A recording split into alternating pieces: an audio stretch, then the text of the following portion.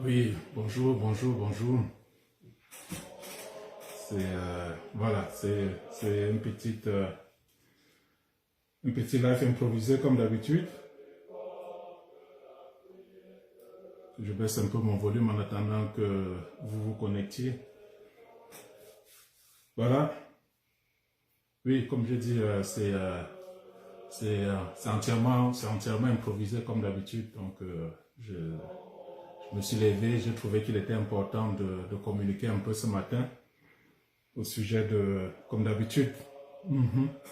Comme d'habitude, de l'armée camerounaise, voilà.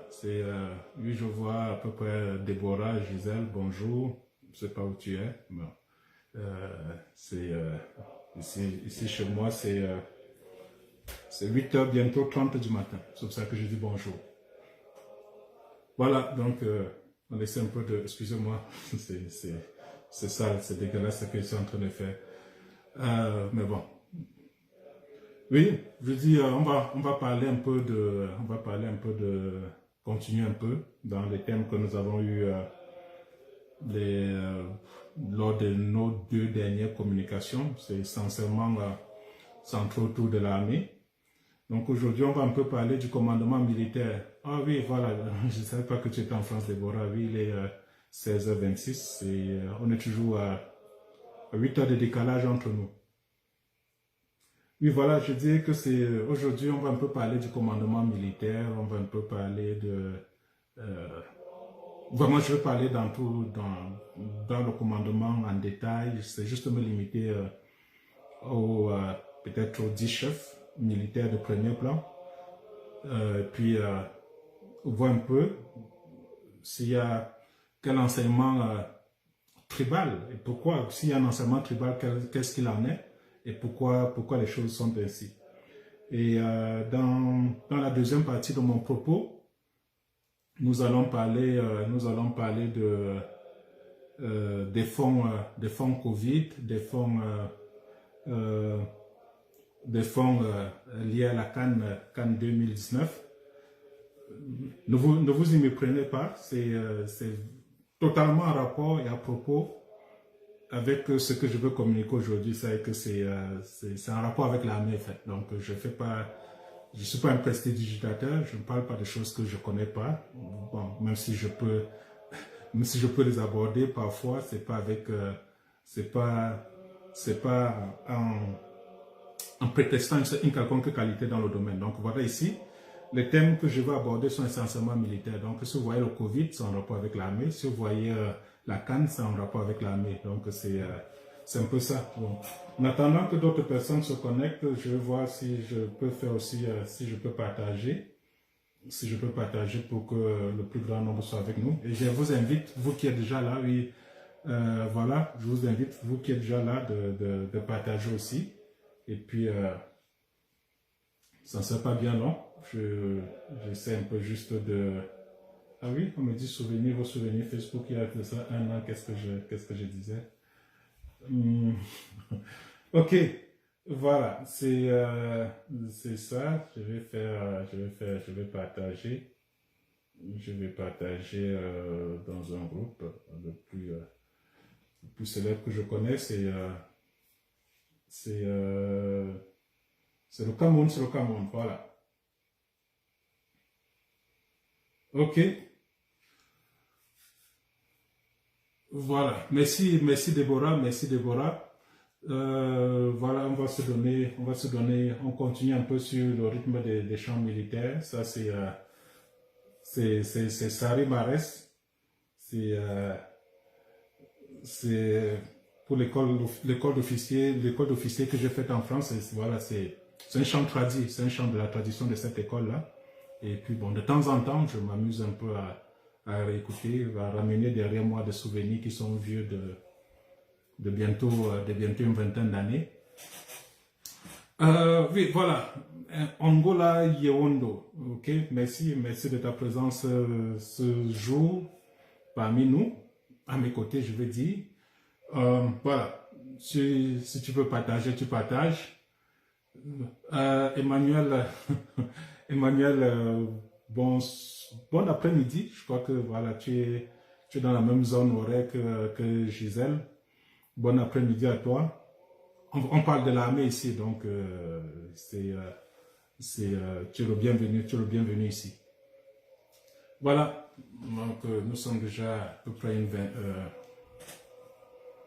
25 personnes en ligne. Je crois que je vais pas vous retenir plus longtemps que prévu. Oui, je vais très bien, Emmanuel. Merci une fois de plus d'être là avec moi. Ici, je vais, lors de mes 2 dernières communications, je vous ai déjà présenté un peu l'organisation territoriale de l'armée camerounaise. Je vous ai parlé à peu près des forces, des faiblesses, enfin, un tout petit peu des moyens qu'ils utilisent et surtout leur dispersion territoriale. Ici, je vais continuer un tout petit peu pour vous permettre d'avoir une vision un peu plus claire de la chose, de ce qu'il est question ici. Je vais parler à peu près je vais parler aujourd'hui du commandement de cette organisation-là, c'est-à-dire je vais parler de l'état-major des armées, je vais parler de l'état-major de l'armée des terres, je vais parler de l'état-major de l'armée de l'air, je vais parler de l'état-major de la marine. Donc ici, qu'est-ce que c'est? Quand on parle de l'état-major, on voit à la tête de ça, c'est un chef d'état-major et qui a pour adjoint dans le contexte, dans l'organisation de l'armée camerounaise, il a pour adjoint ce qu'on appelle généralement un major général. Pour tous ceux qui... Bon, enfin, attendez que j'arrête un peu cette chanson-ci, c'est en arrière-plan, c'est pas agréable, y compris pour moi. Vous avez tous été habitués au Cameroun pendant plusieurs décennies de la paire Semengue-Nganso, quand cette paire elle était indissociable, c'est-à-dire que voilà, vous avez à la tête ce qu'on appelle le chef d'état-major des armées. On avait celui qui fut en son temps le général d'armée Semengue et qui était secondé. Ça a commencé d'abord par le sous-chef d'état-major. En son temps, voilà, c'était l'appellation qui avait cours en ce moment-là. Le sous-chef d'état-major, c'était Nganso. Bon. Depuis 2001, l'appellation sous-chef d'état-major a disparu. Là, c'est déplace à ce qu'on appelle major général. Donc, vous entendez major général, c'est généralement, on va dire, le commandant en second de l'état-major. Donc, ici, si on revient à ce qui nous concerne ici, à la tête, vous voyez, on va toujours parler du chef suprême des armées, c'est-à-dire que le commandant-in-chief, par exemple aux États-Unis, le chef suprême des armées au Cameroun, il a un nom que j'aime pas prononcer, mais bon, puisque il occupe ses fonctions de fait, c'est Paul Biya, c'est le président de la République. Voilà, tout le monde le connaît, Paul Biya, le chef suprême des armées. Et tout de suite en dessous de lui, on a le ministre délégué à la présidence chargée de la défense, qui est Betty Assomo. Donc Paul Biya, Betty Assomo, voilà la chaîne hiérarchique. Et maintenant, quand on parle de l'organisation opérationnelle, quand on quitte de la structure politique, parce que c'est le politique, vous savez tous que dans l'armée est soumise aux politiques. C'est une invention, c'est une création française, bon, pas seulement, presque dans tous les pays. C'est comme ça, pour pouvoir éviter que du fait de leur puissance, de leur force, de la force qui est mise à leur disposition de par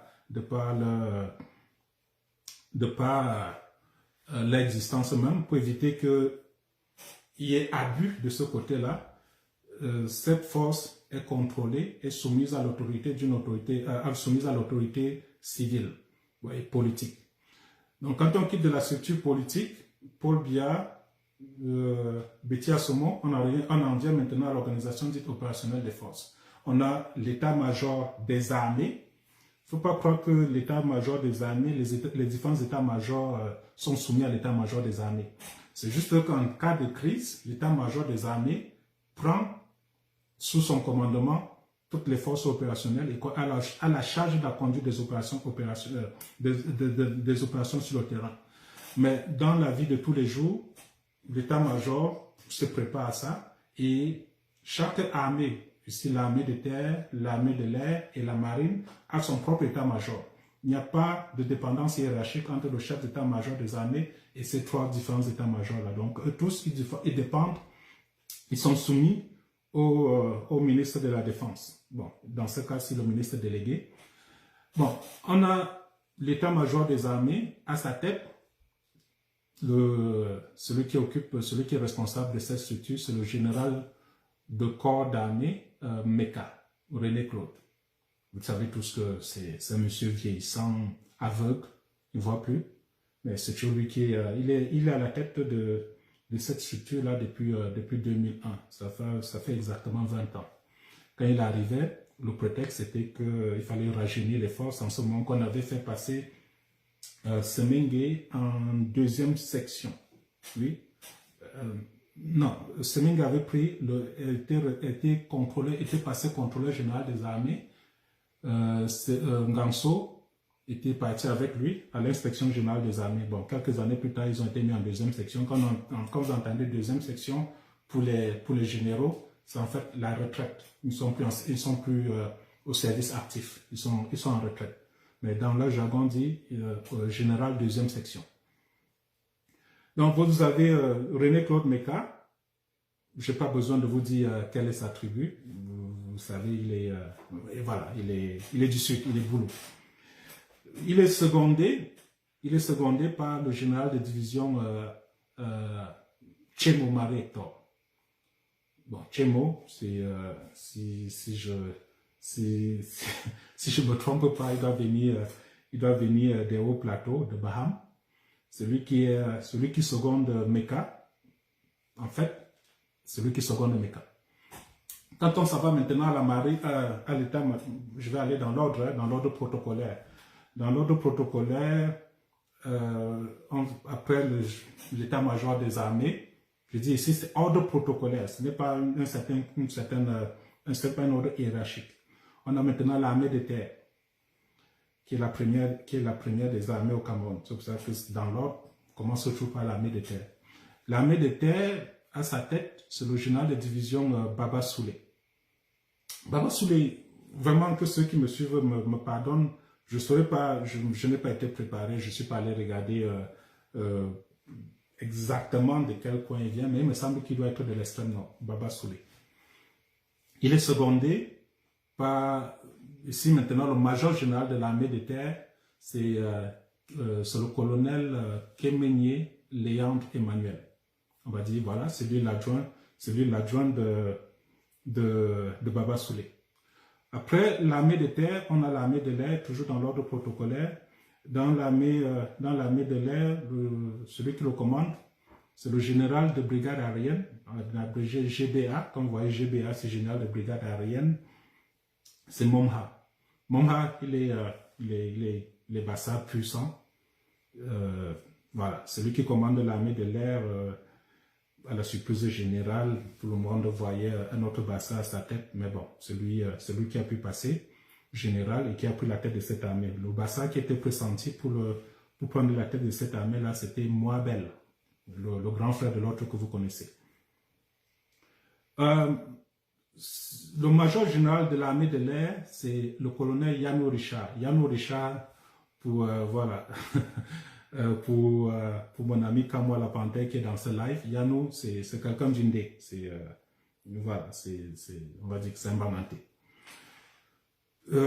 Il est major général de l'armée de l'air.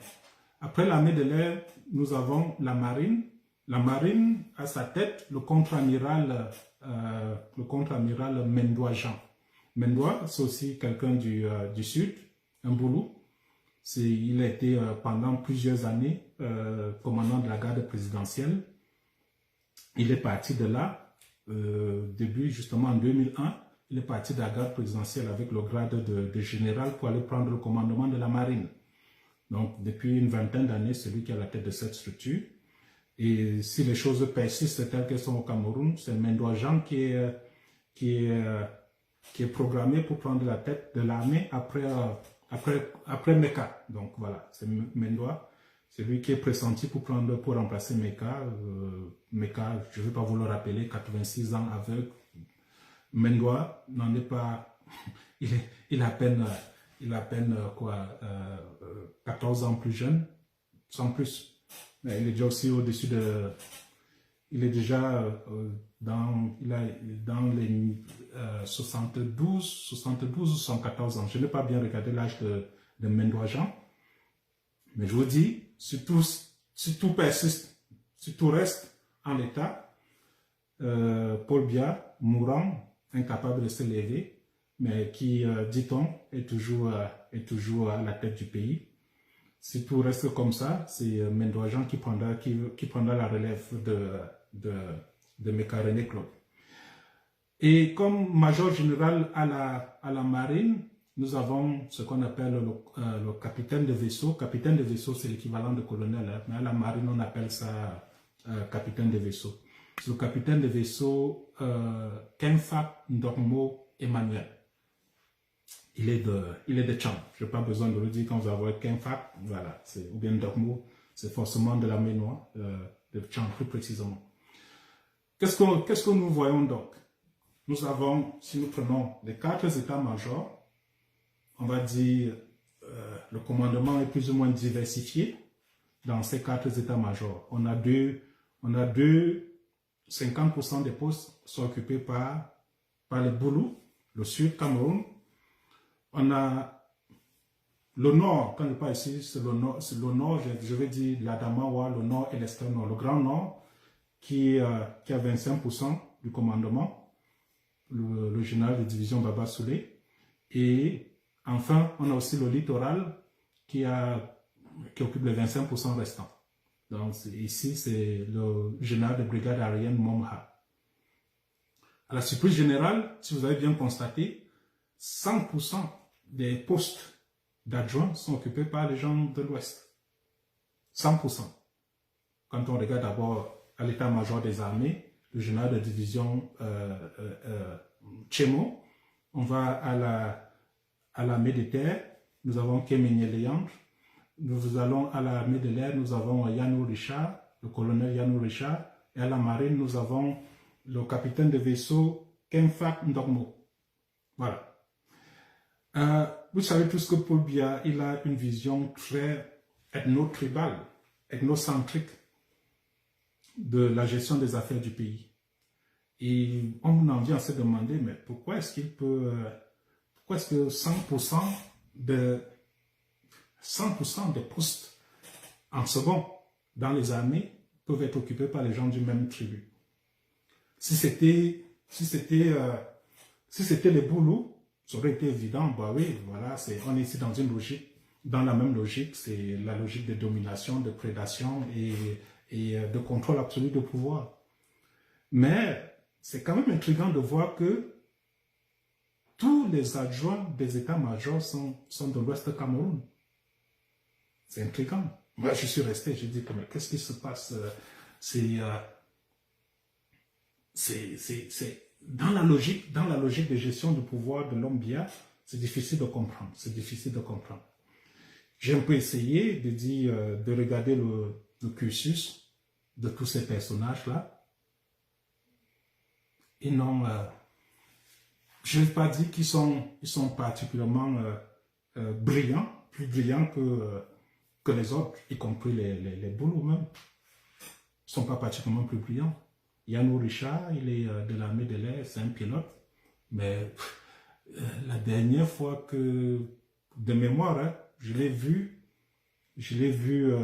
toucher, il est pilote, voilà, toucher un avion piloté. Ça remonte au début des années 98. C'est pas quelqu'un d'opérationnel. C'est plutôt un homme d'affaires comme la plupart d'entre eux. C'est un vendeur de voitures. Il vend des voitures d'occasion. C'est pas forcément des gens plus brillants. C'est pas des gens exceptionnellement brillants. Kenfa Ndormo, lui, quand vous regardez à la marine, Mendoa, c'est pas quelqu'un c'est pas un marin en fait. Il est sorti de l'EMIA. L'EMIA ne forme pas les gens de la marine, mais il a été recruté à la marine. Il a eu un matricule de la marine. C'est comme ça qu'il s'est retrouvé dans l'effectif des marins. Mais il n'est pas dans le métier, c'est pas un marin, il n'a pas de spécialité marine. C'est comme ça qu'il s'est retrouvé, il a passé l'essentiel de sa carrière à la garde présidentielle, d'abord on va dire à la DSP, garde présidentielle, et il est sorti du palais pour aller prendre la tête de la marine. Donc on va dire que s'il faut parler de l'organisation, on peut trouver un certain mérite d'avoir un adjoint qui soit du métier, qui comprend le fonctionnement de la marine et qui peut parler de l'organisation, de la projection des forces, des moyens nécessaires et tout ça. Bon. Mais pourquoi Kemenye Léant? Encore, excusez-moi, pourquoi qu'un fac normaux à la marine? Je dis, il n'est pas le plus brillant des marins. Et c'est pas essentiellement ceux qui sont du corps du métier de la marine, ils ne sont pas essentiellement bamileke. Mais pourquoi est-ce que Paul Biya, il a choisi d'avoir tous les adjoints des états-majors comme étant des gens de l'Ouest Cameroun? Bon, on peut réfléchir là-dessus ensemble. Je dis, j'ai essayé un peu, comme je vous disais tantôt, j'essaie un peu de voir le profil, j'essaie de me renseigner auprès des gens que je connais au pays. Pourquoi cela? Il y a certains qui disent que ouais, là, bon, encore, je dis, c'est purement fantasmé ici. Des gens qui doivent trouver des aptitudes particulières, des aptitudes spéciales pour combler les faiblesses de leur chef. Mais, je dis encore, ces aptitudes-là, on peut les trouver dans n'importe quelle autre ethnie au Cameroun. Pourquoi est-ce que Paul Biya a décidé de faire des Bamileke les sous-chefs de toutes les administrations militaires au Cameroun? Tchemo Marie Hector, Baham. Après, vous êtes surpris de voir qu'à Baham, on ne marche pas. À Baham, on ne marche pas. Si vous regardez, vous regardez un peu pour tous ceux qui sont dans l'administration camerounaise, les gens qui détestent le plus Maurice Kamto comme homme politique, comme celui qui ambitionne à être président du Cameroun, ce sont les Bamileke d'origine Baham qui sont dans l'administration publique au Cameroun. Prenez n'importe lequel. Ils détestent sincèrement Maurice Kamto. Bon, je dis encore, c'est une espèce de brainstorming en live que je suis en train de faire ici pour essayer avec vous de trouver un peu des clés de déchiffrement de cette réalité-là. Qu'est-ce qui fait que dans le commandement, on a 100% des postes qui sont occupés par les Bamileke. Quand je parle ici des postes, je dis c'est le poste de major général. Le poste de major général, c'est l'adjoint chef d'état-major des armées. Pourquoi est-ce que 100% de ces postes-là sont occupés par les Bamileke? Pourquoi est-ce qu'ils sont occupés par les Bamileke? Bon, il ne faut pas que cette présentation soit trompeuse. Ce n'est pas parce qu'ils sont à ce niveau-là qu'on peut dire qu'ils ont des pouvoirs, qu'ils ont un quelconque pouvoir. Je le dis pour avoir côtoyé le général Ganso au moment où il occupait le même poste. C'était un poste de garage. Généralement, quand vous allez, pour tous ceux qui vont au ministère de la Défense, je sais pas, c'est un peu lointain pour moi. Quand vous arrivez, on vous affecte à ce bâtiment qui est derrière la salle de conférence d'état-major. C'est, oui, dès qu'on traversait la DAR, tout de suite à droite, là derrière, il y avait un bâtiment qu'on appelait ce bâtiment-là, c'était le bâtiment Ganso. Quand vous étiez affecté dans ce bâtiment, on savait que c'était un bâtiment de garage. Vous ne servez à rien, c'est que vous n'avez aucun pouvoir. Vous n'avez aucun pouvoir. Bon. Voilà un peu la réalité. Des postes de figurants qui vous donnent l'illusion de pouvoir pour ceux qui sont de loin. On dit que, ben voilà, non, l'homme, il n'y a pas du tout de tribalisme, vous vous plaignez, vous avez tous les postes, mais je vous dis, dans la réalité, ce sont des postes vides. Vides, il n'y a rien derrière. Le major général, je vous dis, le général de division Tchemo, il n'a aucun pouvoir. Il ne peut même pas décider d'affecter son... Il ne peut pas trouver vous regardez celui qui est son aide de camp, le porte-fanion, comme on appelle, c'est l'appellation désignée. Chimo, il n'a aucun pouvoir sur son porte-fanion, quand bien même c'est son frère de l'Ouest. Il ne peut pas décider de l'affecter, lui trouver un poste, entre guillemets, juteux, comme on dit dans l'armée, se mettre à l'ombre. Non, il n'a aucun pouvoir. C'est essentiellement de la figuration. Je vous ai donné l'exemple ici de celui qui occupait ce poste avant lui. Je vous ai parlé quand il était aujourd'hui il est décédé, quand il était encore commandant de la deuxième région militaire, de la troisième région militaire basée à Garoua. La rencontre que j'ai eue avec lui, comment moi, sergent en ce moment-là, il me prend lui, général. C'était au général Samambo, pour ceux qui cherchent le nom. Il était des Bamboutos. Il me prend moi, sergent.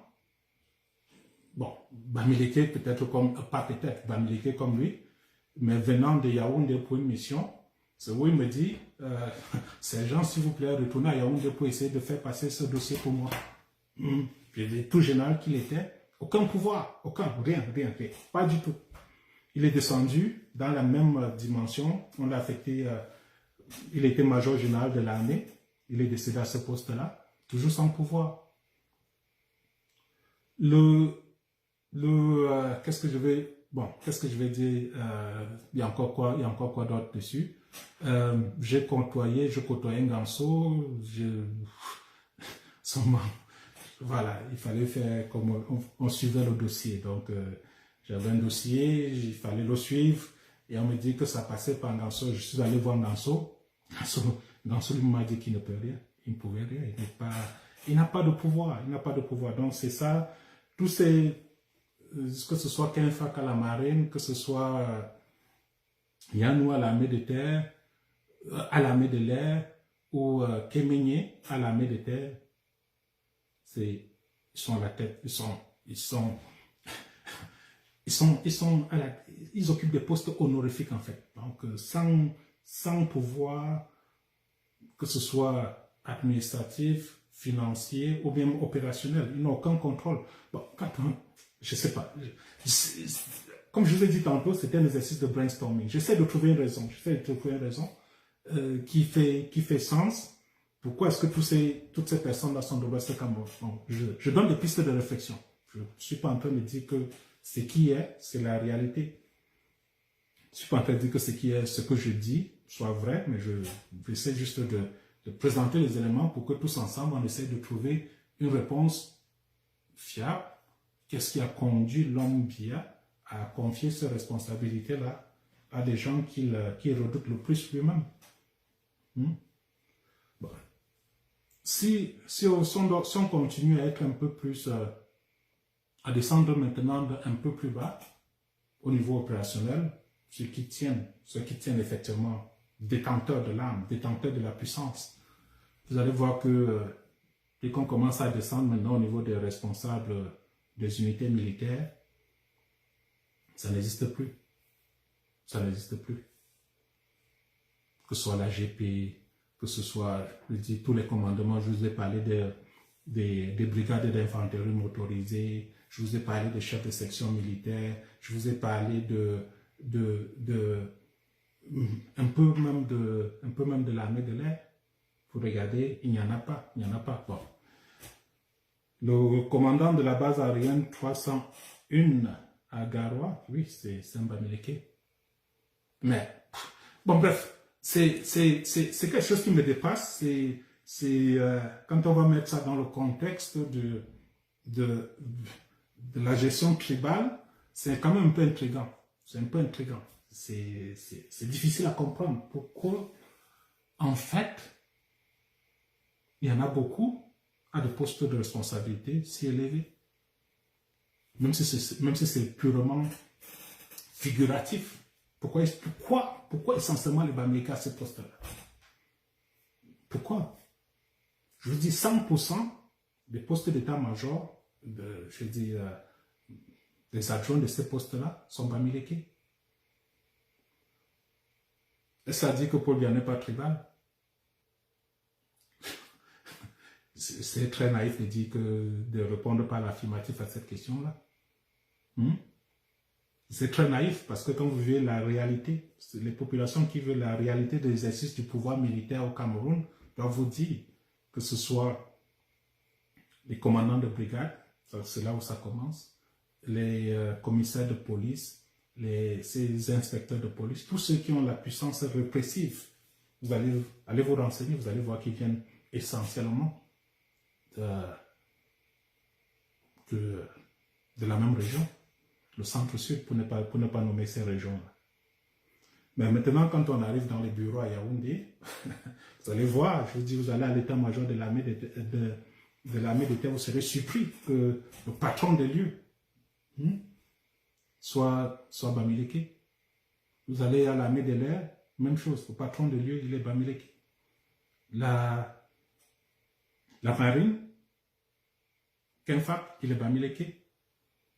Je ne sais pas qui est en train de demander, qui veut participer. Bon, s'il est de l'armée, je le prendrai. Bon, je ne sais pas, quelle que soit la personne, je ne sais pas qui veut participer. Mais s'il a une grille de lecture assez claire, assez illustrative, je veux dire les clés de déchiffrement de cette réalité-là, je le prendrai volontiers dans ce live-ci. Mais c'est quelque chose qui est, avouons-le, est quand même intriguant. Quand même intriguant. Quand même intriguant. Parce que sortons, quand on s'en va, oui, on va dire, le président de la République, il est Fambeti, le secrétaire général de la présidence est Fambeti, le directeur du cabinet civil, il est Fambeti, le ministre de la Défense, il est Fambeti, le patron de la police, il est Fambeti, le patron de la gendarmerie, il est Fambeti. Voilà toute la chaîne répressive que je viens de présenter là. Voilà toute la chaîne répressive. Mais encore, j'essaie de comprendre. Je n'ai pas de réponse suffisamment claire là-dessus. Bon, est-ce pour une manière de pouvoir diluer les responsabilités, pour pouvoir dire en fin de compte que nous sommes tous coupables? C'est possible. C'est possible. Je vous dis, tous ces Bamileke qui occupent ces postes-là, ils ne sont pas... Pour avoir que j'ai eu à côtoyer quelques-uns d'entre eux, ils ne sont pas femmes. Je vous ai dit, Yann Richard, par exemple, il a passé toute sa carrière à vendre les véhicules d'occasion. Depuis que je l'ai connu dans l'armée de l'air, c'était son business, quoi. Il utilisait la tenue pour aller pour s'exercer à ce métier-là.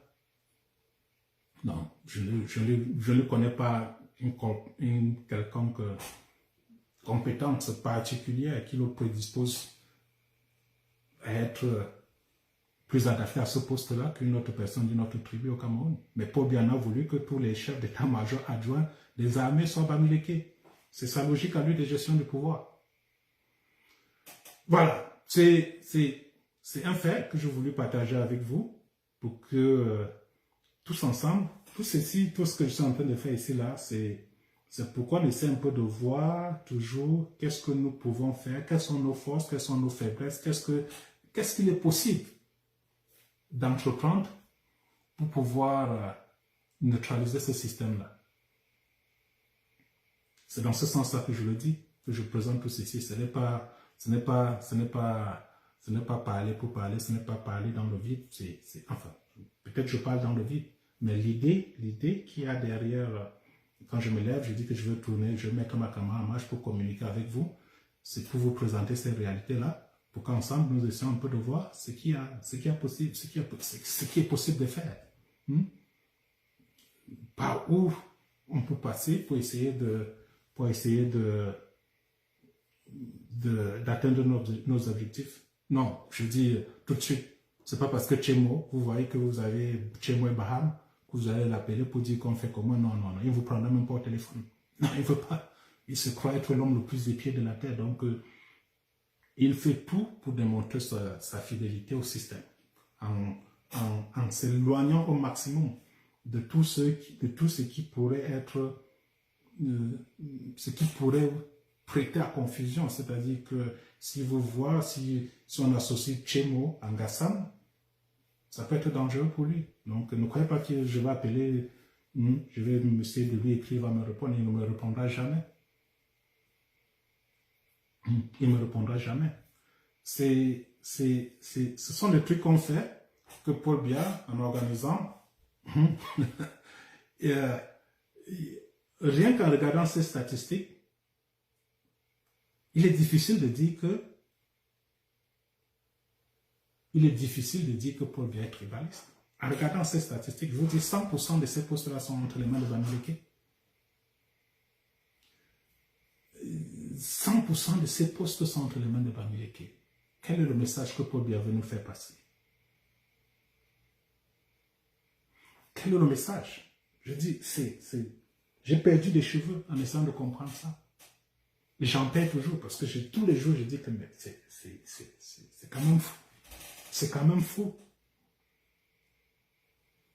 Au niveau des états-majors, je vous dis 50% des postes sont entre les mains des boulots. On a 25% au nord, 25% au littoral, mais tous les adjoints, 100% des adjoints sont tous Bamileke. Allez-y comprendre quelque chose. Allez-y comprendre quelque chose. Moi, j'y comprends rien du tout. Bon, voilà. Laissons cela, on va passer au deuxième sujet ici, qui est celui des fonds Covid. Des fonds Covid et des fonds de la CAN 2019. Paul Biya, ça fait combien d'années? Ça fait 2 ans que Paul Biya n'a plus apparu publiquement.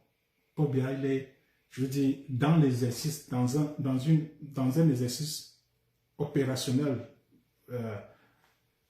Paul Biya, il est complètement disqualifié.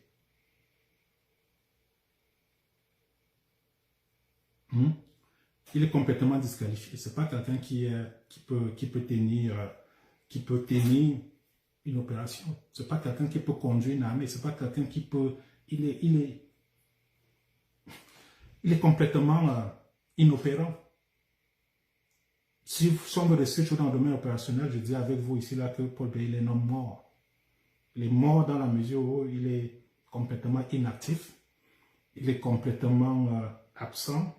Il est complètement invisible. Il a perdu toute réalité avec l'exercice du pouvoir, surtout dans le domaine militaire. Ça fait 2 ans qu'on ne l'a pas vu. Ça fait des choses inédites. Des promotions de l'ENIA.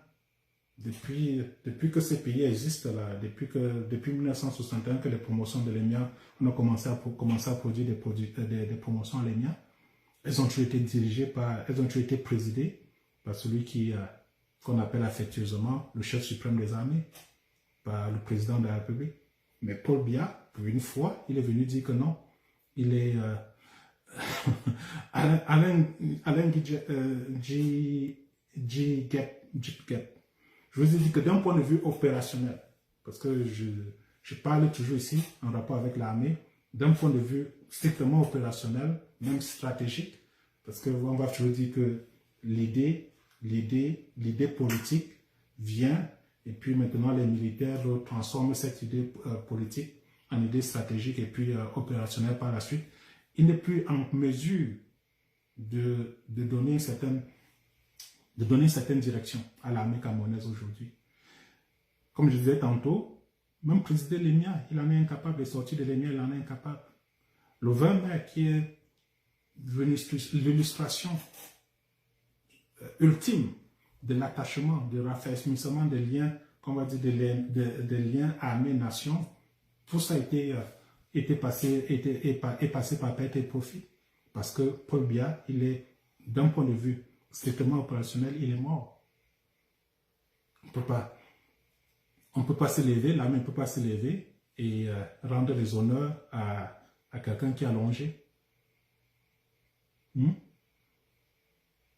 Oui, c'est exactement ça. Il n'est plus en capacité. Il n'est plus en capacité de faire quoi que ce soit. Il n'est pas en capacité de diriger. Il n'est pas en capacité de donner des ordres.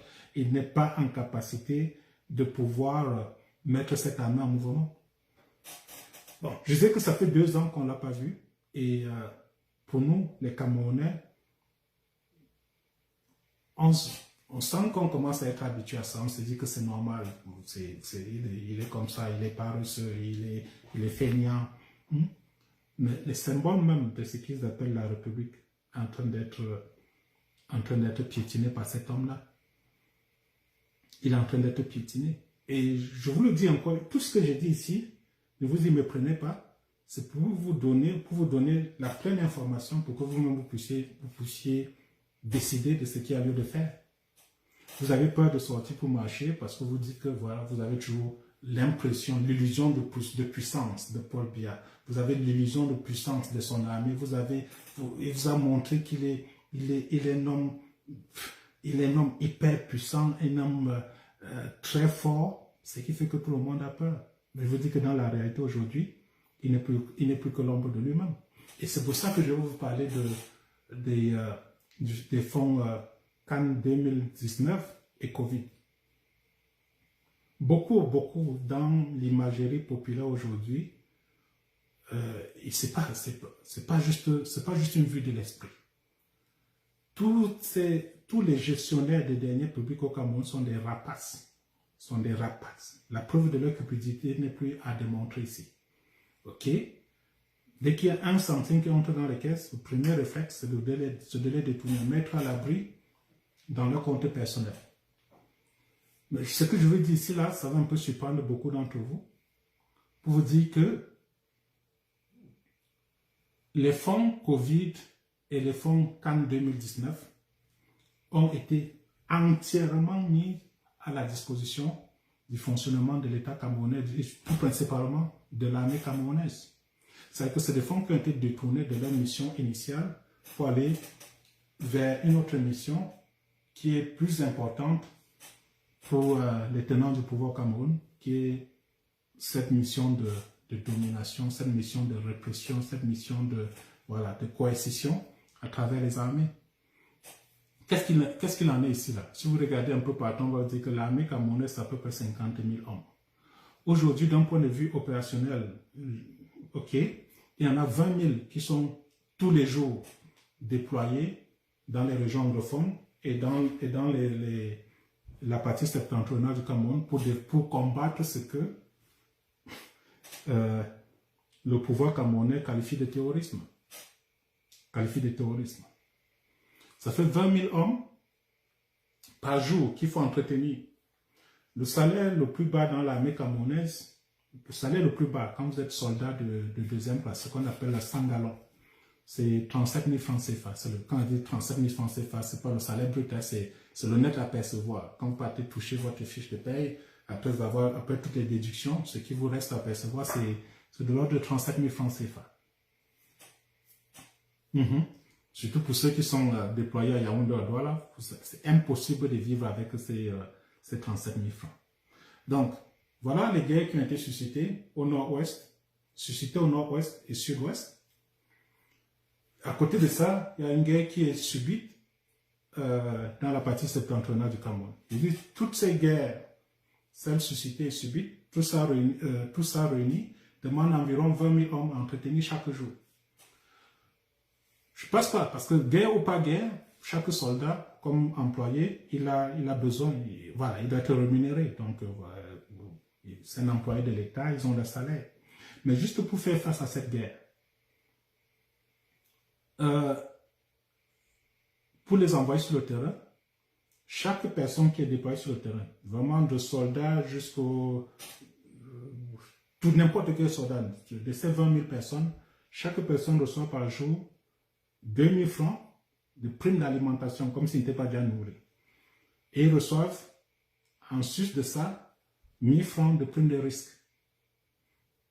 Ça fait 3 000 francs CFA par jour pour chaque soldat qui est déployé sur le terrain.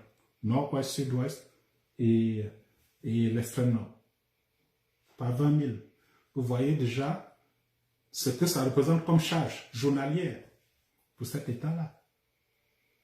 C'est un État qui est à bout de souffle. Donc quand les gens sortent, ils disent qu'ils ont peur de marcher parce qu'on va les faire, parce qu'on va les tuer. Bon, vu devant ça m'amuse un peu. Les gars vont dire que oui, toi tu es confortablement installé au Canada, tu ne risques rien, pourquoi tu ne viens pas faire la guerre? Pourquoi tu ne viens pas marcher avec nous? Mais faites déjà la preuve que vous pouvez marcher, moi je viendrai vous suivre. En passant, je n'ai pas de problème d'eau, je n'ai pas de problème de lumière, je n'ai pas je dis, pour faire court, j'ai pas faim. Non, j'ai pas faim. J'ai accès aux soins de santé, sans débourser le monde.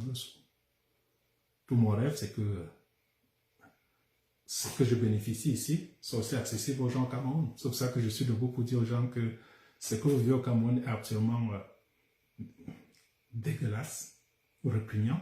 Et vous devez tous vous lever pour dire que c'est pas vous aspirez à quelque chose de meilleur. Vous avez droit à quelque chose de meilleur. Donc quand on reste, on dit qu'on a peur parce qu'on reste toujours dans l'illusion de puissance qui nous a été projetée quand on voit encore le 20 mai.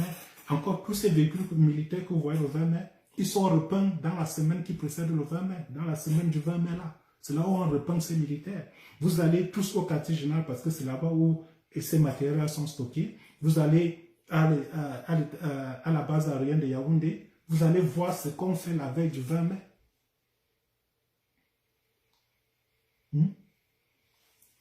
Vous allez voir ce qu'on fait la veille du 20 mai. On essaye par tous les moyens de mettre ces équipements en état de marche. Pour l'essentiel, ils ne sont pas du tout opérants. Donc, voilà. Je vous dis donc que face à ces charges-là, je ne sais pas, je vois Déborah qui me dit que ça fait 126 000 au mois. Non, je dis, chaque soldat, c'est 3 000 francs par jour, multiplié par 30, ça fait 90 000 francs. Si je sais encore calculer, ça fait 90 000 francs supplémentaires. Maintenant, il faut prendre ces 90 000 là, vous multipliez par 20 000 pour voir juste en termes d'entretien des forces ce que l'État a besoin. Ce qui fait donc quoi? L'intention initiale d'organiser la CAN, elle était là, ils sont partis cœur vaillant qu'ils allaient le faire. Ils allaient pouvoir y arriver. Cet argent-là était l'essentiel de cet argent. Je ne veux pas dire qu'il n'y a pas eu de détournement. L'essentiel de cet argent a été mis à la disposition, a été mis pour les besoins de l'effort de guerre.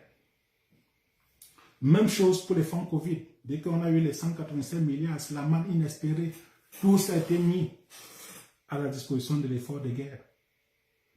Ce pouvoir, il est à genoux. Il est à genoux. Et ça fait à peu près 1 an que je dis, il faut encore que pour ceux qui refusent parce qu'ils prétextent qu'ils sont fonctionnaires, ils sont militaires, ils sont gendarmes, ils sont policiers. Pour ceux qui continuent toujours à vivre dans l'illusion que ce qu'ils voient là est éternel, non.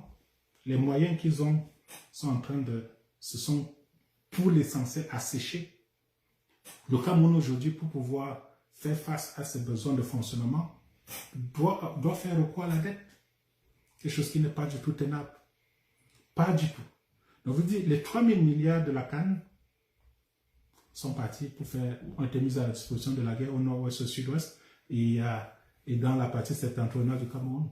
Les 185 milliards du Covid, même chose, voilà la même destination qui a été prise. C'est pour ça que vous allez voir, oh, mais comment Paul Biya, c'est un démon. Oui, c'est un démon. C'est loin de mon propos ici de dire que non, Paul Biya, c'est un démon. Il est même pire que le démon. Comment on peut détourner 3 000 milliards, la CAF nous retire la CAN, mais quand même, il arrive quand même à faire le premier responsable de ce projet-là, il arrive à en faire, comment on dit, il a été promu, oui. Il en fait ministre de l'État. Non, c'est pas possible. Comment il a pu détourner? Non, parce que Paul Biya connaît la réalité. L'argent qui était mis à la disposition qui était prévu pour la CAN a été réorienté à la guerre. Vous savez ça qu'on tue, qu'on massacre les populations dans ces régions-là, c'est ça qui donne. Vous voyez un soldat qui touche 36 000 francs CFA. Quand vous l'envoyez au nord-ouest, au sud-ouest, il a 90 000 francs en plus de salaire par mois sur son salaire. C'est 3 fois son salaire. Il y va à cœur joie. Mais, vous voyez les abus ici, les abus que vous voyez que nous vivons tous les jours, les maisons incendiées, la gâchette facile, c'est les réflexes des hommes qui ont peur. qui n'ont pas été préparés, c'est des gens qui s'en vont, oui, je m'en vais juste pour m'enrichir et puis je reviens. Bah oui, Stéphane, si tu ne me connais pas, oui, j'ai cette qualité-là. J'ai cette qualité. Ils s'en vont donc, je dis que ça, c'est les réflexes des hommes qui ont peur, des hommes qui ne connaissent pas, qui n'ont pas été préparés, et essentiellement des mercenaires. C'est des mercenaires qu'on envoie combattre dans ces régions-là. Voilà, oui, c'est bien ça, Déborah. Ça fait, on passe de 36 000 à 126 000 francs CFA. Merci pour le calcul. Il faut juste dire que c'est les 90 000 francs là n'avaient jamais été budgétisés. Ça fait 90 000 par 20 000 par 90 000 par 20 000 fois 12. Voilà ce que ça donne comme besoin pour l'État. Voilà, les charges supplémentaires. Déjà même que sans la guerre, c'était déjà difficile.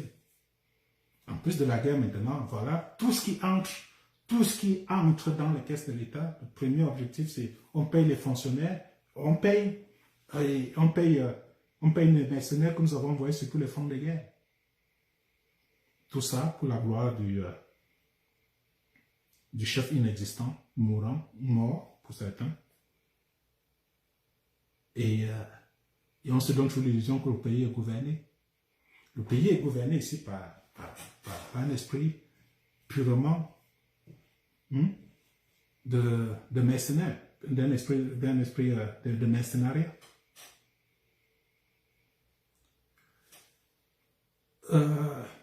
Comment il s'appelle, Ngongo, je ne lui reconnais aucun mérite. C'est un bandit, j'en conviens avec vous.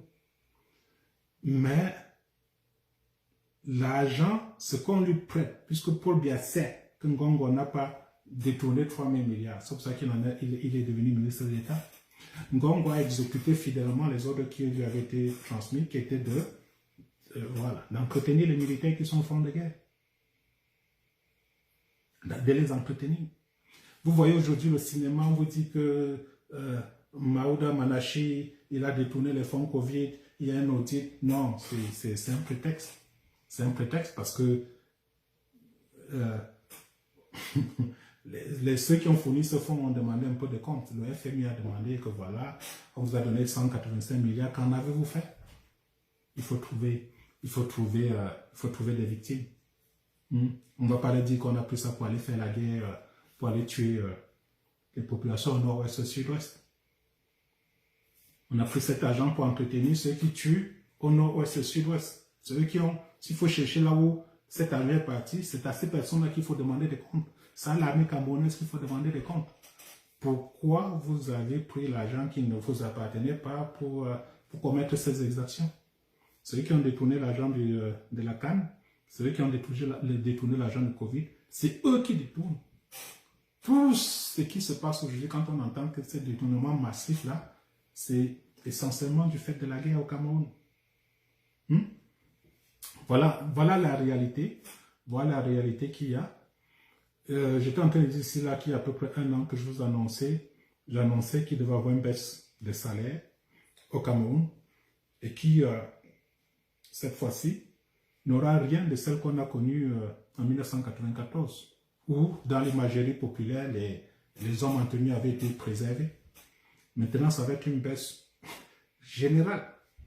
Tout le monde sera touché, y compris les militaires, les policiers, les gendarmes, tous ces gens qui excellent dans la répression du peuple camerounais. Eux-mêmes, ils seront touchés. Vous voyez donc, du fait de la guerre suscitée au nord-ouest et au sud-ouest, aujourd'hui, on a l'avenir de tout un pays qui est complètement compromise. Elle est compromise, en fait, ce qui fait de ça, je dis, comme circonstance aggravante ici, c'est l'inaction des victimes. On se dit que mais nous marchons sur la tête là. Comment nous pouvons nous-mêmes accepter que des choses pareilles nous arrivent? Qu'est-ce qui est plus important dans ces circonstances-ci? C'est la peur, c'est le souci de voir ces enfants grandir, ou bien il est plus important qu'on se garantisse que l'avenir de nos enfants n'est pas compromis. Ils sont promis un avenir meilleur que le nôtre. Plus on reste inactif, plus nous coulons, plus nous coulons. L'armée camerounaise, elle ne tient à rien du tout. Ok? Je dis qu'en termes de puissance, en termes de capacité opérationnelle, elle est à bout de souffle. Vraiment à bout de souffle. Vous pouvez dire ici là que je vous ai parlé d'armée à 2 vitesses, la garde présidentielle, le lobby et le reste de l'armée. Quand je parle ici de l'armée, je parle plus du reste de l'armée. L'essentiel des 50 000 hommes qui constituent ces forces-là. C'est des gens qui n'ont aucun moyen. Vous avez vu une vidéo qui a fait abondamment le tour des réseaux sociaux. Un exercice de déminage en zone anglophone. Vous avez vu les moyens rudimentaires qui ont été utilisés pour neutraliser cette bombe artisanale. C'est parce qu'ils n'ont pas la capacité, déjà la connaissance, ils n'ont pas les moyens pour pouvoir faire autrement. Et c'est essentiellement le paraître dans tout ce qu'ils font. On va donner l'illusion de pouvoir. On va vouloir que les populations gardent ça en mémoire, qu'ils ont affaire à un monstre indestructible. Non, il n'est pas indestructible. Je vous dis encore, de mon point de vue, de l'analyse que j'en fais, je dis, vous mettez 10 000 personnes déterminées dans les rues de Yaoundé et Douala aujourd'hui, ce pouvoir s'écroule. Ce pouvoir s'écroule avec 10 000 personnes dans les rues de Yaoundé et Douala. Sans avoir besoin d'autre chose. Parce que je vous dis, d'un point de vue opérationnel, ils sont à bout de souffle, ils n'en peuvent pas. Ils n'ont pas les moyens pour faire face. C'est pour ça qu'il faut intimider. Vous avez bien vu, quand vous regardez le déploiement qui a été fait le 22 septembre 2020, qu'est-ce qu'on vous a montré comme moyen de répression? On a fait des parades. Vous donnez l'impression qu'on est fort, mais c'était... Quand je regardais ce qui se passait dans la ville de Douala, c'est 3 véhicules qui circulaient dans toute la ville. Vous voyez un véhicule aujourd'hui à Dedo, demain vous le voyez à Akwa, vous voyez un peu partout. C'est les mêmes véhicules. Ils n'en ont pas plus que ça. Mais ces 3 véhicules arrivent à neutraliser une population de 5 millions. Cette chute, cette descente aux enfers, on a beau reprocher tout à Paul Biya. Cette descente aux enfers, elle était rendue possible par notre inaction. C'est-à-dire que, pour être plus simple, on a été complice de cette descente aux enfers-là. Il n'y a absolument rien qui justifie que quelques véhicules militaires, quelques policiers arrivent à neutraliser, je dis quand même quelques véhicules militaires. On avait dans la ville de Douala le 20 septembre 2020, ils avaient ramassé ça, ils avaient fait venir ça, tous les moyens de répression qu'ils avaient ramené ça à Douala. 3 canons en haut. Pour 3 canons en haut, 5 millions de personnes n'arrivent pas à sortir dans la rue. 3 canons en haut. Les véhicules légers d'intervention de la police, je vous dis qu'il y en avait 5. Et c'est ce qu'ils ont de mieux. Qu'est-ce que je dis encore? Je n'arrive pas à comprendre. Je veux juste dire que je vous présente les moyens. Je vous présente les moyens de l'armée. Je vous parle de leur organisation. Je vous parle de leur structure. Je vous parle de leur organisation, que ce soit d'un point de vue opérationnel ou bien même stratégique, pour vous montrer qu'il n'y a rien. Absolument rien du tout. Absolument rien. Une fois de plus, 10 000 personnes dans la ville de Yaoundé. 10 000 personnes. Ils restent dans la rue pendant 3 jours pour bien ce pouvoir-là s'écroule comme un château de cartes. Comme un château de cartes. Et tout connaissant cette réalité-là, le travail des tenants du pouvoir actuel, c'est projeter, c'est se concentrer sur vos consciences. Vous donner l'illusion qu'ils sont forts. Vous donner l'illusion qu'ils sont forts. Vous donner l'illusion qu'ils contrôlent, alors qu'en réalité, ils ne contrôlent rien, ils ne sont maîtres de rien du tout. Vous avez vu en plein 20 mai à Yaoundé, le jour où on va dire que toutes les caméras du monde entier, c'est comme un peu le jour du mariage d'une femme. Elle apparaît sur ses plus beaux atouts. Elle est là, elle est non seulement pour son futur époux, la plus belle femme du monde, Mais dans sa tête, elle est effectivement la peuple. C'est son jour. S'il y a un seul jour sur terre, c'est ce jour-là pour elle. C'est la même chose pour l'État du Cameroun. S'il y a un seul jour pour cet État-là, c'est le 20 mai. Mais vous avez vu, ce 20 mai-là, le véhicule de Paul Biya en panne, en train d'être poussé par des hommes. Le 20 mai. C'est juste pour vous faire comprendre que derrière ce matraquage médiatique, derrière ces militaires qui jouent le Rambo tous les jours devant vous, qui sautent, qui font des pérouleux, qui tuent leurs femmes, qui vous violentent, qui font ceci, il n'y a rien. Il n'y a rien. Ils ne peuvent rien. Ils ne peuvent pas. Ils n'ont pas les moyens. Ils ne peuvent pas. Donc, 38 ans, 40 ans de Paul Biya, 40 ans de descente aux enfers, cela n'a été rendu possible qu'avec notre complicité. Ça fait 2 ans, Paul Biya, il est mourant, il ne peut plus. Mettez même une marche d'escalier un peu plus gravée aujourd'hui. Ça fait 2 ans que personne ne l'a vu en mouvement au Cameroun. En mouvement. Mais personne, ça ne choque personne. On trouve ça banal, on trouve ça normal. On nous dit que le 20 mai, il n'y aura pas de 20 mai, faute de Covid. Tout le monde trouve ça normal. Et on se dit République. On se dit République.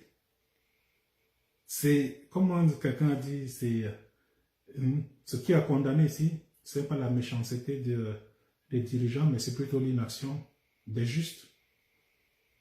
Face à ça, qu'est-ce que nous avons fait? 20 mai 2020, ça n'a pas eu lieu. 20 mai 2021, ça n'a pas eu lieu. À quand vous allez voir Paul Biya? Qu'est-ce qu'il faut faire pour que vous réclamez, vous dites que oui, c'est lui, j'admets même qu'il est communément admis que vous vouliez que Paul Biya reste au pouvoir aussi longtemps qu'il veut. Mais si vous avez accepté cela, réclamez-lui au moins des signes de gestion, des signes de vie. Les signes de vie, une fois de plus, ça n'a rien à voir avec la signature des décrets. Ça n'a rien à voir avec les on-dit. Que Ngongo dit que sur instruction de Paul Biya, on a fait ceci. Sharon Dongo dit que sur instruction de Paul Biya, on a fait ça. C'est pas ça. C'est pas ça les signes de vie. Signe de vie, c'est de montrer, même dans sa vie de tous les jours. Je lui ai partagé sur ma page Facebook dernièrement les images de la reine d'Angleterre, 94 ans, pour éviter, pour ne pas laisser cours à la suspicion sur ses capacités physiques. Tout le monde l'a vu à cheval. Tout le monde l'a vu à cheval. Mais Paul Biya, on le voit où? Il est où? Il n'existe nulle part. Et pour faire dans la prose, il est mort. Parce que celui qui ne vit pas, celui qu'on ne voit pas, celui qui ne bouge pas, il est mort. Il est mort. Et tous les jours, nous voyons nos compatriotes, surtout ceux qui sont au premier plan, victimes de cette incapacité à gouverner là. Ils sont résignés. Ils rient, ils en rigolent. C'est normal que Paul Biya soit président. C'est normal qu'on ne le voie pas. C'est normal qu'il n'y ait pas de 20 mai. C'est normal qu'il ne préside pas la fête les sorties de l'ENIA. C'est normal qu'il y ait même pour le Conseil supérieur de la magistrature, qu'il ne soit pas là. C'est normal qu'il ne voit pas. C'est normal qu'il soit couché. C'est normal qu'il soit existant. C'est normal que nous souffrons. On banalise cela. On banalise. Et à la fin, on se plaint. On se plaint.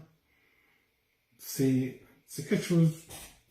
Bon, j'ai des gens avec qui je travaille ici qui m'ont dit que, bon, avant d'entreprendre quoi que ce soit au Cameroun, il est important que nous commandions une étude psychologique sur les populations camerounaises. Pourquoi, face à tout ce qu'il y a de révoltant, d'humiliant en tant que population, en tant qu'individu, pourquoi malgré tout ça, les Camerounais sont s'en accommodent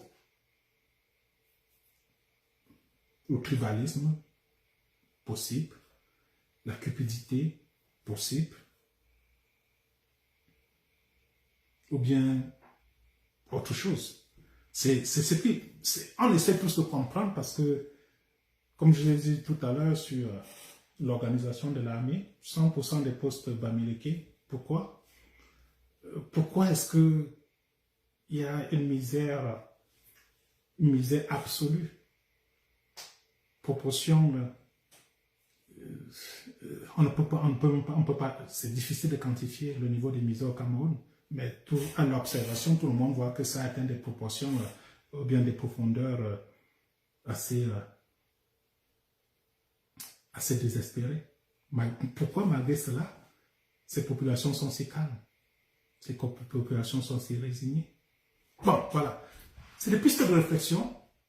On essaie toujours de travailler dessus, on essaie de comprendre, on essaie d'incorporer cela dans toutes les stratégies qu'on peut être amené à utiliser. Mais il faut tenir compte de ça. Il faut tenir compte de ça.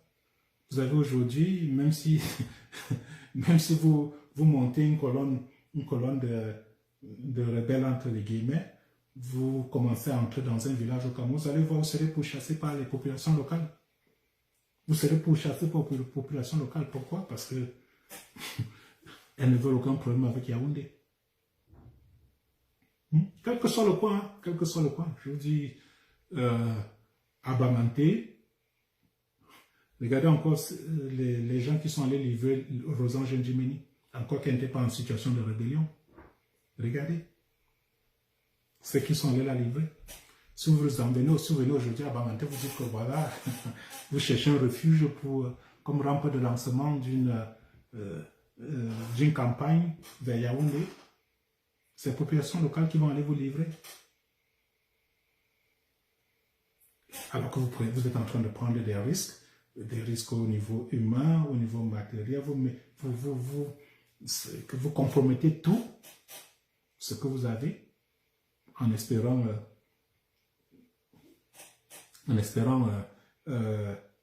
libérer le plus grand nombre. Mais je dis, vous essayez de le faire aujourd'hui, vous allez voir.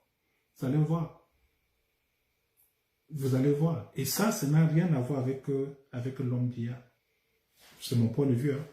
Ça n'a rien à voir avec l'homme d'hier. C'est plus nous, les Camerounais, qui avons des problèmes. Qui avons un problème, je ne sais pas. Sauf ça que l'idée de la psychanalyse de ce peuple-là se pose. 40 ans, il n'y a pas eu un seul mois d'arrière de salaire. C'est un peu mérité. Oui, il n'y a pas eu un seul mois d'arrière de salaire. Cela, je vous dis justement, c'est là l'essentiel des efforts du gouvernement camerounais, c'est de faire fonctionner. Si on prend le budget, c'est pour le consommer. C'est pour ça qu'il n'y a pas d'arrière de salaire. Mais vous dites que les caisses sont vides. Et d'ici là, bientôt, tous les salaires seront encore réduits. Il y a eu la réduction en 1994, on croyait qu'on était déjà au bout. On ne pouvait s'attendre qu'à remonter. Mais aujourd'hui, ça va être encore réduit. C'est une réalité. La guerre est venue mettre cet État-là complètement à genoux. Complètement. Avant, ils fléchissaient, ils avaient un genou qui était fléchi. On attendait que cela se relève, mais tous les deux genoux sont complètement à terre aujourd'hui. Complètement. Il n'y a pas de rêve, il n'y a pas d'illusion à se faire là-dessus. C'est ceux qui restent, qui se disent que ça va rester comme ça serait éternel. Ils vivent dans un monde complètement illusoire. Et mon rôle ici, c'est de vous révéler ces réalités-là. C'est de vous révéler ces réalités. Chacun fait ce qu'il veut faire. Mais au moins, vous ne pouvez pas dire qu'on n'était pas prévenu. Vous ne pouvez pas dire que vous n'étiez pas prévenu. Quand je regarde, vous discutez avec n'importe quel militaire aujourd'hui au Cameroun. Pour eux, c'est normal. Il n'y a rien. C'est normal qu'il n'y ait pas de 20 mai. Mais est-ce que vous savez ce que veut dire le 20 mai? Voilà. Merci Déborah d'avoir porté la contradiction à Thomson. Il y a des personnes qui réclament leur salaire depuis plusieurs mois sur Equinox. Bon, je ne suis pas cette réalité au jour le jour, c'est pour ça que il m'est difficile de pouvoir en parler, mais je suis au niveau un peu, je vous donne l'information, je ne vais pas dire à accès privilégié. Je vous révèle certaines réalités au Cameroun. L'armée camerounaise, elle est à genoux, comme ce pays-là. Il n'y a pas de moyens. Bon, bref. C'était ce que je voulais partager avec vous aujourd'hui. Je vous ai dit ce que j'ai fait. Je ne crois pas que moi-même j'en ai tiré un quelconque enseignement. Je n'avais pas d'enseignement. J'avais plutôt une information à livrer. Même pas une information à livrer parce qu'elle est disponible sur la place publique. Mais c'est de mettre ça bout à bout pour essayer d'en tirer un enseignement que j'ai essayé. Ça fait une semaine que je suis bloqué là-dessus. Je me dis que mais pourquoi 100% de ces postes, pourquoi tous ces postes-ci sont occupés par les Bamileke? Qu'est-ce qu'ils ont de particulier? C'est en essayant de comprendre cela que je dis, bon, enfin, je suis toujours dans cet exercice de compréhension. Qu'est-ce qui fait que tous les postes d'état-major, les seconds sont occupés par les Bamileke? Et nous tous, nous savons comment est-ce que Paul Biya et cette administration-là détestent ce peuple. Pourquoi, de ce côté-là, on les trouve des mérites particuliers? C'est ça qui a été le prétexte de mon live. Et puis, le sujet de fonds Covid, les fonds de la Cannes 2019. Quand on reste dans la spéculation, on crie, oui, Paul Biya est voleur. Ces ministres sont voleurs. Ça ne nous apporte rien au point de vue opérationnel et stratégique. Ce n'est pas parce qu'on va crier qu'ils sont voleurs que les populations vont sortir. La preuve, ça fait depuis 40 ans qu'on crie aux voleurs et continue à voler. Mais si maintenant on vous dit que non, cet argent-là n'a pas été volé, je vous dis l'argent de la Cannes n'a pas été volé, l'argent de la Cannes a été mis à disposition de l'armée pour tuer les populations au nord et au sud-ouest, ça change la dynamique. Ça change du discours. Ça veut dire que ce n'est pas un discours. Je ne suis pas en train de discourir ici. Je vous parle de la réalité. Cet argent-là, pourquoi? Voilà, les 3 000 milliards de la Cannes, on devait construire des stades, on devait construire des routes, on devait construire des hôpitaux, on devait faire un peu d'aménagement urbain pour accueillir la Cannes. Pourquoi tout cet argent-là s'est volatilisé? Non, il n'y a pas eu de détournement, on n'a pas volé. C'est les militaires qui ont pris cet argent-là pour aller tuer au nord-ouest, au sud-ouest. Ils vivent de ça. 3 000 francs par jour, 90 000 francs par mois pour chaque soldat qui est déployé au nord-ouest, au sud-ouest et à l'extrême nord du pays. Ça fait 90 000 francs, 90 000 francs par mois, multiplié par 20 000 personnes qui sont sur le terrain et vous avez à peu près le décor. Et quand je parle de 20 000 personnes, je suis juste ici au niveau de l'armée. La police, tous les policiers qui sont déployés dans ces zones, ils ont droit aux mêmes émoluments. Les forces de gendarmerie déployées dans ces zones-là, ils ont droit aux mêmes émoluments. Donc, quand vous calculez, vous voyez que ça donne des montants astronomiques qui ne sont pas à la portée de ce pouvoir-là. C'est pour ça que chaque centime, quelle que soit la provenance qui entre dans les caisses, le premier réflexe, c'est de se retourner et de mettre ça à disposition de l'armée pour qu'ils font la guerre.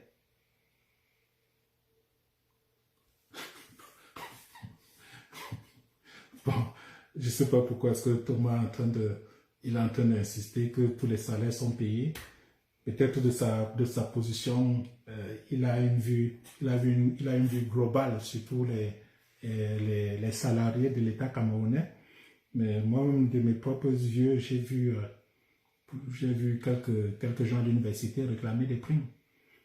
J'ai vu des gens dans des hôpitaux aussi faire pareil. Donc, je ne sais pas. Bon, ça m'échappe. Je vous dis donc que cet État étant à genoux, au point de vue financier, chaque centime qui entre dans les caisses, le premier réflexe, la première destination, avant même qu'on ne paye les salaires, est-ce qu'on a de quoi faire face à la guerre que nous avons suscitée au nord-ouest et au sud-ouest? Est-ce que nous avons de quoi faire face à la guerre que nous subissons à l'extrême nord du pays? Une fois de plus, c'est 90 000 francs par soldat, par jour, par soldat, pour faire face à ces deux guerres. Une troisième guerre au Cameroun, vous allez voir ce château de cartes-là s'écrouler devant vous. Une manière aussi de voir ce château de cartes s'écrouler, et la plus simple, c'est de mettre 10 000 personnes dans les rues de Yaoundé-Douala. 10 000 personnes en 3 jours, ce pouvoir s'écroule. Ça ne demande aucun moyen. Ça demande juste un peu de bonne volonté. Des gens qui disent qu'ils sont prêts enfin à s'assumer, pas à se rebeller, à s'assumer juste. À s'assumer. Vous mettez 10 000 personnes dans les rues de Yaoundé-Douala, 3 jours, ce pouvoir s'écroule. 3 jours. Même la France ne pourra rien. C'est essentiellement quand je sors ici, je viens parler ici, c'est avec un seul but, c'est de faire tomber ce régime. Et c'est une ambition qui m'anime en permanence. J'essaie de trouver le chemin emprunté pour atteindre cet objectif. C'est ce qui m'anime chaque jour. Donc quand je fais une sortie, ne vous méprenez pas sur ma sortie, ne vous trouvez pas une autre connotation, une autre définition, une autre orientation. Ce n'est que celle-là, c'est de faire tomber ce régime. Ce n'est que faire tomber ce régime. Je ne me suis jamais caché. Et bon, voilà. Je vais mettre fin à ce live à ce niveau-ci. Je crois que le message que vous voulez faire passer, il est passé. Ce régime, il n'a pas de moyens pour faire face à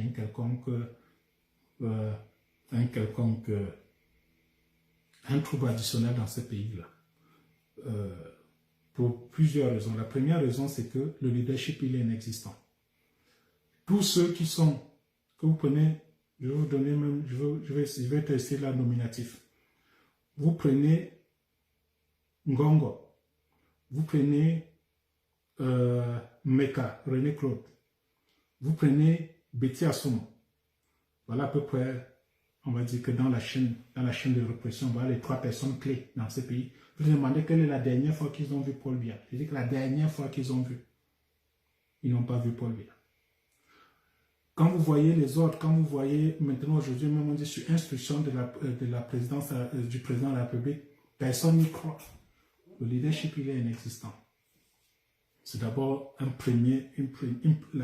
la menace même existentielle sur ce pays-là vient de se faire là, du leadership inexistant. La deuxième raison pour laquelle ils ne peuvent pas faire un troisième front ici, c'est l'état des finances de ce pays-là. Il est complètement à plat. Complètement. Je dis qu'il est complètement desséché. Pour les raisons que j'ai évoquées ici. Il faut faire face, il faut trouver les moyens pour financer la guerre au nord-est, au sud-ouest, à travers les primes. C'est-à-dire que les primes qu'ils donnent à chaque soldat de 90 000 francs par jour, 90 000 francs par mois. Voilà les raisons essentielles qui m'amènent à dire que si on met 10 000 personnes dans les rues de Yaoundé-Douala aujourd'hui, ce régime-là s'écroule. S'écroule. Les policiers, les militaires qui vont sortir, qu'on va essayer d'envoyer même pour dire aller faire face à ces manifestants, ils vont répondre à quel leadership? Et je dis le leadership, il est inexistant. Quelle est la dernière fois qu'un soldat a rendu honneur à Paul Biya? A vu Paul Biya pour dire que voilà son chef, voilà le chef, voilà son chef. Quelle est la dernière fois? Ça remonte à 2 ans. Donc, leadership inexistant, absence de moyens matériels et financiers font que 10 000 personnes dans les rues de Yaoundé ou bien de Douala aujourd'hui, c'est un nombre qui est suffisant pour faire tomber ce régime en 3 jours. Donc, voilà, c'était ça un peu, c'était ça mon message. C'était ça mon message. On va continuer à réfléchir tous ensemble pour comprendre pourquoi est-ce que 100% des postes de major général, c'est-à-dire adjoint des chefs d'état-major des armées, sont occupés par les Bamileke. C'est une réflexion qui est ouverte. Celui qui a une clé de déchiffrage ou bien de compréhension à cette réalité-là, voilà, vous savez comment me contacter. Vous m'envoyez le message, vous me dites, vous m'appelez, vous me dites, vous m'écrivez. Je serai preneur parce que je n'y arrive pas. J'essaie toujours de comprendre. Sur ce, je vais vous laisser ici. Merci beaucoup pour la confiance que vous m'avez accordée. Je vous souhaite une excellente fin de semaine et surtout bon début de semaine. Merci à vous. Bonne journée.